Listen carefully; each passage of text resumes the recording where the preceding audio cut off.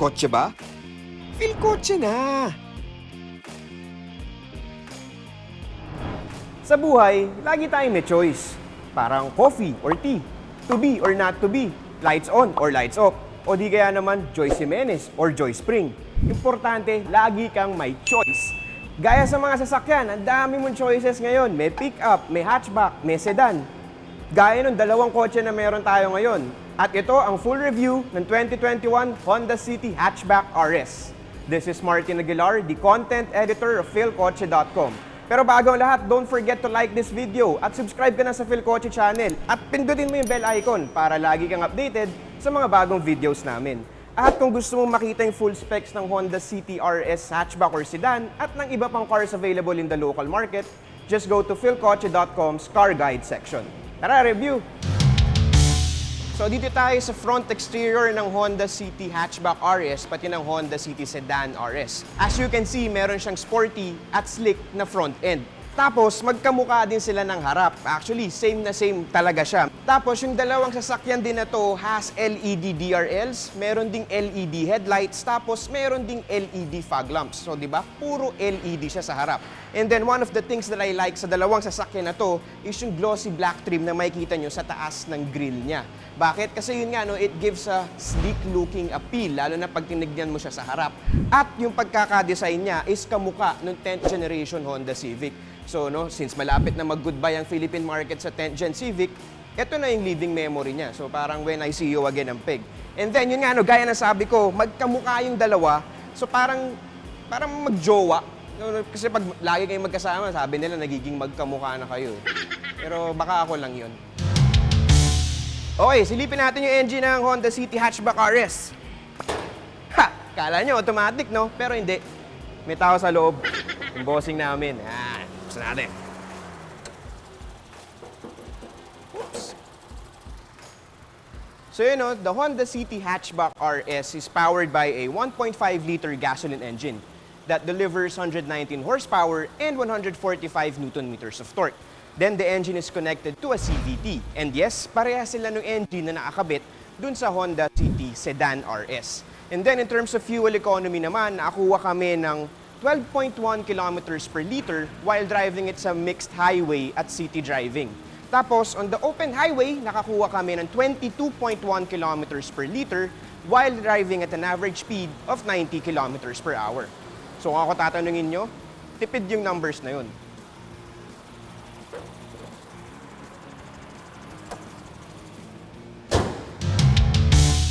The Honda City Sedan RS is equipped with a 16-inch alloy wheels na merong silver accent tsaka may konting glossy black. Pero, ang difference lang nun doon sa City Hatchback RS naman ay mas darker. Mas darker yung nakakabit dito sa Hatchback RS, which is for me, mas maganda and mas maporma. Kasi ang ganda ng pagkaka-finish ng Berlina Black 16-inch alloy wheels doon sa side profile ni Honda City Hatchback RS. So dito tayo sa side profile ng Honda City Hatchback RS. Kung makikita nyo, halos parehas talaga siya na nakakabit sa City Sedan RS. The only difference lang is yung, syempre, yung kaya nasabi namin kanina, yung gulong. No? Etong City Hatchback comes with a Berlina Black na gulong. No? So Berlina, hindi ko kilala kung sino si Berlina. Tapos syempre, another difference is that yung bubong. Yung sa City Sedan RS, mas steep yung pagkakababa ng bubong when it comes to dito sa palikod. And then, syempre, itong hatchback RS, merong hatchback profile. Kaya nga hatchback eh, di ba? Ba't pa nila tatawagin hatchback? O nga naman. Tapos yun, no, meron din siyang tailgate-mounted na spoiler na may glossy black accent dito sa kanyang pillar. Tapos, isa pang distinct difference ng dalawang sasakyan nito is that yung design ng taillight niya dito sa likod.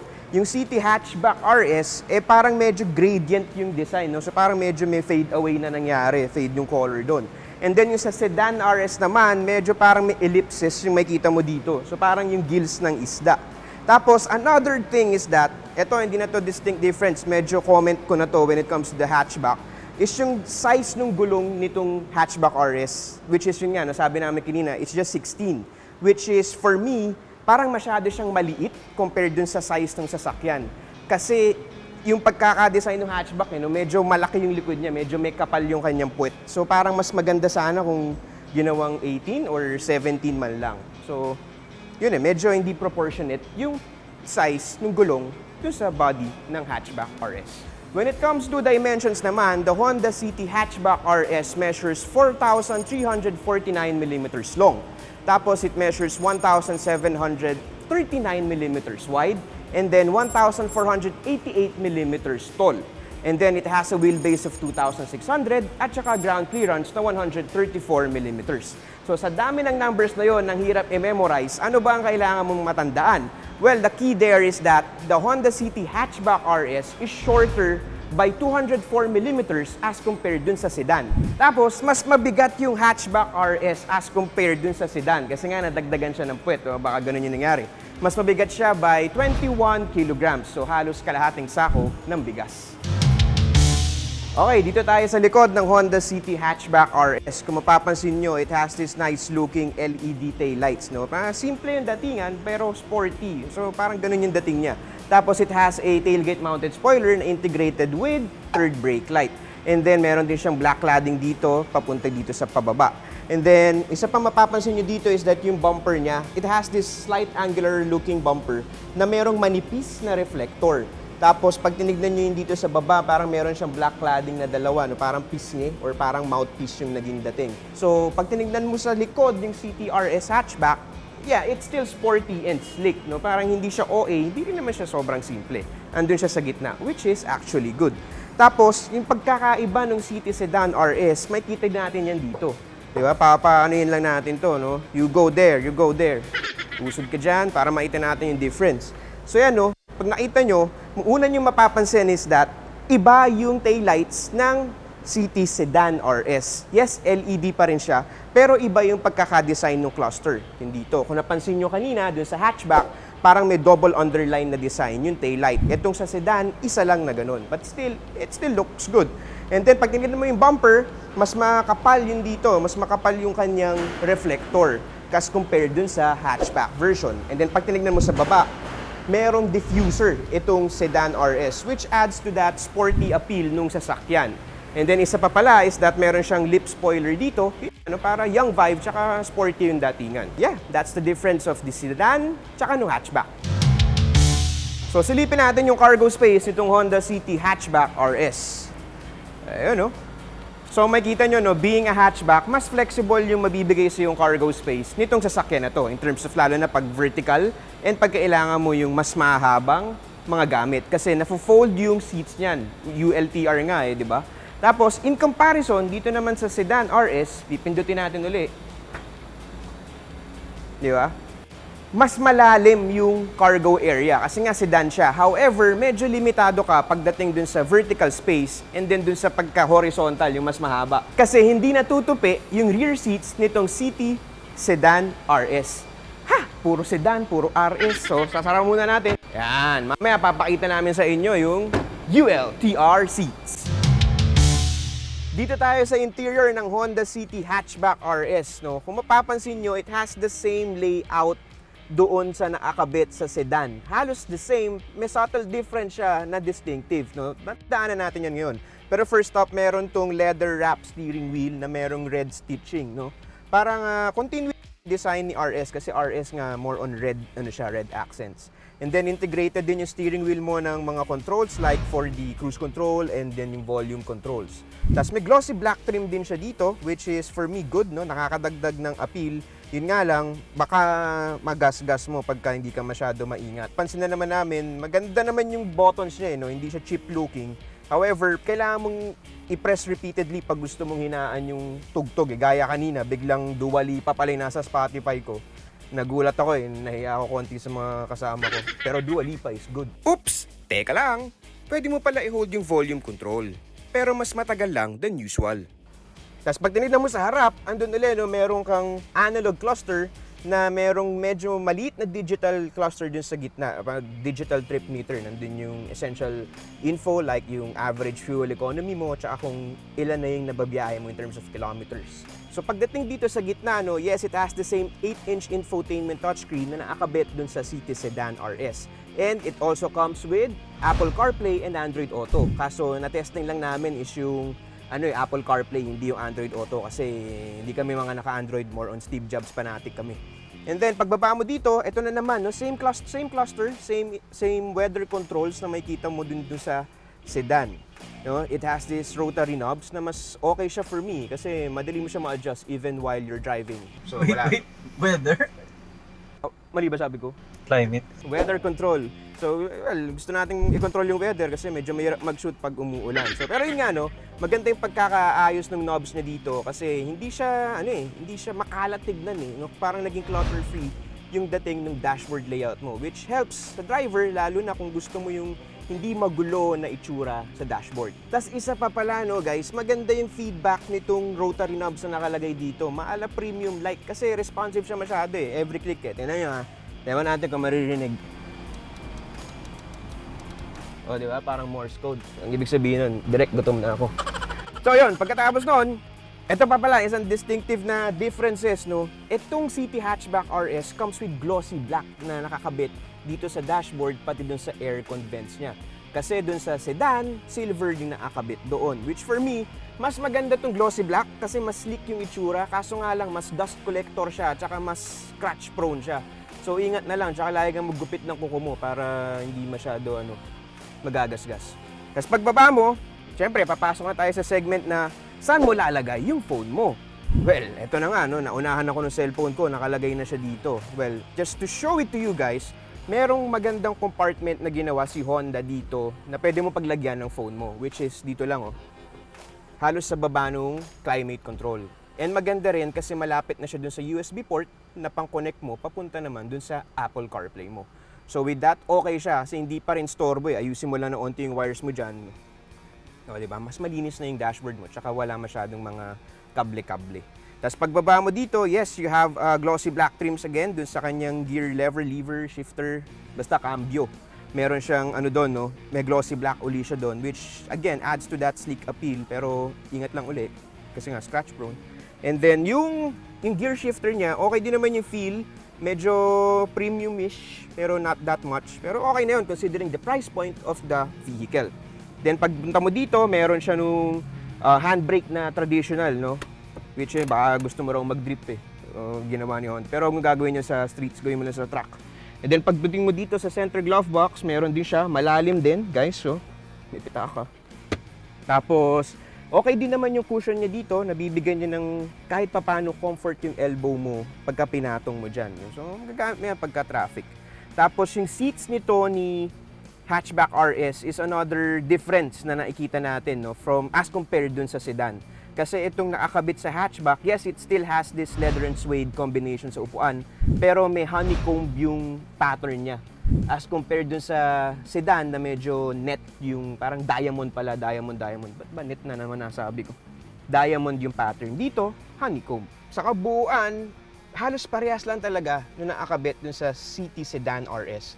Meron lang siyang subtle differences para magmukhang unique yung isa sa isa. So, kung ako tatanungin nyo, isa lang talaga yung pintas ko dito sa sasakyan na to and that is yung pagkakagamit ng hard plastics. So, meron dito, tsaka dito sa side, sa door panels. But, okay na rin naman kasi considering the price point of the vehicle at maganda rin yung pagkaka-add ng mga leather inserts na subtle dito, pati ng glossy black trimmings dun sa dashboard. And then, bago natin makalimutan, this Honda City Hatchback RS comes with a cruise control. So, yun, para mas chill ka mag-drive pagka nasa long expressways ka. And then, meron din siyang paddle shifters para pag mas gusto mong performance-oriented or more control over the engine, mabibigay sa iyo yun ng paddle shifters.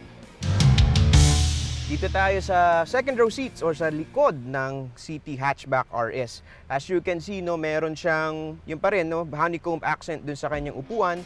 Tapos meron siyang black headliner, which is good, kasi nagagawa niyang compact looking yung loob ng sasakyan mo.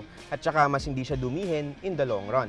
Tapos ang maganda dito, meron din siyang AC vents dito sa likod, na malayo yung reach, malayo yung pagkakaikot niya. So pwede mo i-adjust at pwede mong isakto sa most preferred mong tama ng hangin. So, di ba, medyo naiinitan yung panggitna mo, tapat mo lang doon. Tapos sa baba, meron kang power outlet na 12 volt. Dalawa siya, so parang hindi kayo mag-aagawan nung nasa likod. And then pagdating mo dito sa door panels, again, andun yung hard plastics na makita mo, which is, yun na nga, gaya na sabi namin, is already acceptable considering the price point of the vehicle. And then meron din siyang mga bottle holder dun sa panel, which is okay para magagamit mo pagka gusto mo maglagay ng mga inom-inumin mo. Tapos, kung gusto mo ng mas chill na ride, kung traffic or long drive, meron din siyang armrest dito na pwede mo lagyan ng kape mo or ng tubig mo. So, yun, no, maganda naman yung cushion, maganda rin yung nabibigay sa inyo. So, para mas komportable kayo nung kasama mo dito sa likod. And then, isa naming napansin is that medyo mas mataas yung side na to, yung 60%, wow, 60% ng rear seats ng CT Hatchback RS as compared dito sa isang to. Bakit? Kasi yun nga, no, may ULTR something siya. Mamaya tayo doon. Meron pa tayong sabihin isa. And then, isa pang napansin namin dito is mas nabawasan yung headroom nito mo dito pag nakaupo ka.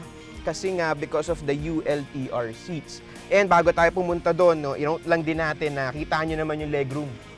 Napakaluwag, no? This is my normal driving position, tapos tignan nyo yung headroom. So, maluwag. So, walang problema.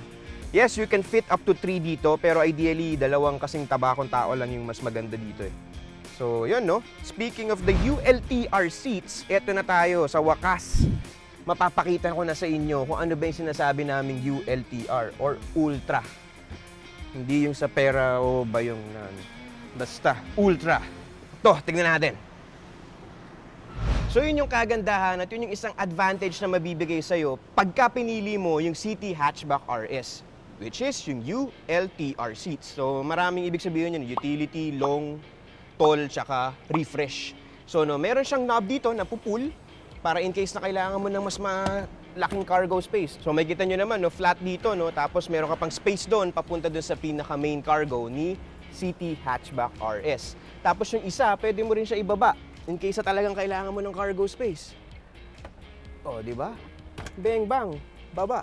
Flat na flat yung likod niya, which gives you versatility and flexibility sa mga pwede mong malagay na gamit. So yun, kita nyo naman, it has a flat area dito na magagamit mo talaga in case you need to have that extra space for your cargo needs. Ha? That's the ULTR. So punta tayo na sa isa pang configuration, which is yung letter T, which is for tall. What's up, tall? So, pwede mong itaas to. Magagamit mo yung tall kapag ka plantito ka or plantita ka, no? Pagka pwede kang maglagay ng mga halaman dito. O, ha? Tapos, bababa mo yan. It's good na. Ito rin, pwede mong itol yan. And hila lang. Tapos, baba. So, yan, no? Look at that space for you. Ilang halaman malalagay mo dyan. Kayo na bahala kung anong halaman. Astig, tol. Astig, tol. Ang laki ng space, tol. Tol tayo dyan ng tol. So, tapos na tayo sa tol, no? Tignan naman natin yung refresh. So, first up, baba nyo ulit ito. O, ha? Napakadali lang naman niya i-adjust, guys. Wala kang kailangang problemahin. So, para makita natin yung refresh, tara. Sama ka sa akin. So, una mong pupuntahan is yung front seats. Buksan mo yan. And then, medyo slightly baba mo yung likod. And then, tanggalin mo yung headrest. Tanggal. And then, yung front seat mo, iusod mo paharap todo. Tapos, ibaba mo ng todo yung sandalan ng front passenger seat. So, pag naganyan na yan, kaya siya tinawag na refresh, kasi ganito yan. Ganito ang magiging upuan mo dyan. Oh, ha? Refresh, fresh na fresh. Whew. So, ito yung refresh, no? Ganito yung magiging upuan mo. Chill na chill ka. Tapos, tignan naman natin yung long. Kasi hindi long yung nandito. 3 inches lang yan. So, pag sa long, una mong gagawin is medyo adjust mo ng onte yung front seats mo. Kasi hindi para mababa mo yung backrest mo. Angat mo lang ng onte yung sandalan. Ganyan lang, bahagya lang. Then, punta ka uli sa likod. Para i-fold mo naman yung backrest dito. So, bababa mo siyang ganyan. Todo. Then, pag nababa mo ng ganyan, punta ka uli sa harap. Crossover! O, di ba? Tapos, tsaka mo ibababa yung sandalan ng front passenger seat ng sagad. Ng ganyan, no? So, mabibigay niyan sa'yo is yung long na space dito. Kung kailangan mong dumapa, may kalabang ka, hindi, joke lang. Kung may surfboard ka or may kung ano ka mang mahahabang gamit, pwede mo ilagay dito, walang problema. Tapos, dito na yung pasahero mo, o, di ba? Tara, lawin yun. So that is the ULTR seats, no, na nag-originate sa Honda Jazz. So since wala na yung Honda Jazz dito, ito na yung in-loving memory niya. Ito na yung pamana niya sa atin. So we're now driving the Honda City Hatchback RS, no? And the first thing that I noticed dito is that yung steering wheel niya hindi masyado magaang at hindi rin naman masyado mabigat. Sakto lang, no? Which gives you better control and mas magandang feedback sa'yo as a driver. Tapos ito pa, isa pa, no? This Honda City Hatchback RS relatively has a good throttle response. Lalo na pag dinadrive mo lang siya around the city. Tapos yung 1.5 liter gasoline engine niya is okay din. It delivers adequate power. And hindi kanya bibitinin, gaya nga nasabi ko, pagka nasa syudad ka, pagka nagdadrive ka sa urban jungle. However, nag-iiba yung storya pagka dinadrive mo siya on the open highway or on uphill roads. Kasi medyo may konting beaten yung engine niya eh. Kasi that is because mainly, one is naka-CVT tayo eh. Naka-CVT itong Honda City Hatchback RS. So doon na papasok yung rubber band effect na sinasabi ni Jacob. Pero once the gear ratio has adjusted, ihahabol naman ng engine ni City Hatchback RS yung power na kailangan mo. And in case na kailangan mo talaga or in case nabibitinan ka talaga sa power, meron din namang sport mode itong sasakyan na ito. Ang mabibigay nun sa'yo is one, mas mataas yung engine RPMs mo. So bababad siya, no? Para mas medyo performance-oriented yung dating ng drive mo. And then, it also has paddle shifters. So magagamit mo yan, lalo na pagka nagda-downhill ka, no? When you're going downhill. Kasi may engage mo yung engine braking. So para hindi mag-overheat yung preno mo. Tapos when it comes to suspension, no? Yung inikot namin to around the city and konti sa highway, ang sa napansin namin dito is that hindi masyado firm yung suspension niya and at the same time, hindi rin naman masyado malambot. So ano nabibigay nun sa'yo? It gives you a certain ride comfort na sakto lang eh. Diba? Na sakto, may konting feedback, may konting bump, which okay lang kasi nga para mas mabigyan ka ng driving feel kasi pangit din naman yung medyo wala ka talaga nararamdaman eh. Hirap maging manhead guys. So okay din yung may konting nafe-feel ka, which is yun yung nabibigay ng Honda City Hatchback RS. Tapos when it comes to NVH, okay din naman tong Honda City Hatchback RS kasi it reduces the outside noise to a minimum. Kaya yun nga lang, again, medyo maririnig mo, ganyan, pagka mga naka-open muffler yung mga motor, wala tayong magagawa dyan, medyo nakikreep in pa rin siya sa loob ng cabin. And then yung tire noise, it's medyo narinig mo ng konti, lalo na pa nagda-drive ka along the expressway. So kung nakawayan tayo, wag daw dito. So ayun no, medyo maririnig mo yung tire noise ng konti, lalo na pa nagda-drive ka on the open expressway. But hindi naman na masyado yun, minor detail na yun, considering the price point ng sasakyan na to. Tapos ito pa, the Honda City Hatchback RS comes with a hill start assist. So ano mabibigay nun sa'yo? Well, for one, hindi aatras basta-basta yung sasakyan mo, lalo na pag naka-incline yung karsada or pagka medyo nakataas yung nguso ng sasakyan. So hindi basta-basta aatras yung kotse mo hanggat hindi mo inaapakan yung gas pedal mo. So kahit i-lift mo yung paa mo dun sa brakes, hindi siya basta-basta mag-move backwards kasi nga meron siyang hill start assist. So yun, hindi ka na maaaning basta-basta pagka na-traffic ka sa bridge. Ngayong nakita nyo na yung loob at labas ng Honda City Hatchback RS, pati yung differences niya dun sa sedan version, anong pipiliin mo? Pero bago tayo pumunta dun, the Honda City Hatchback RS is priced at 1,115,000 pesos. Mas mahal siya ng 57,000 as compared dun sa sedan. So, with all the features said, and all the features mentioned to you guys, anong pipiliin mo? Well, for me, ang pipiliin kong choice dito ay yung Honda City Hatchback RS. Bakit? Kasi mas malaki yung likod niya, mas flexible yung cargo space, at mas sporty siya tignan sa gilid.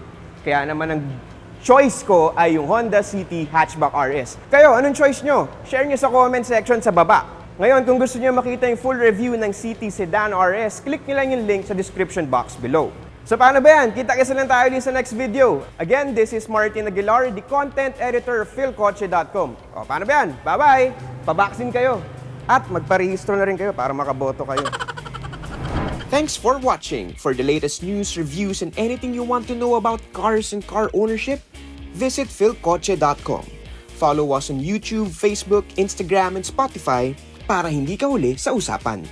Tandaan, kotse ba? Philcoche na!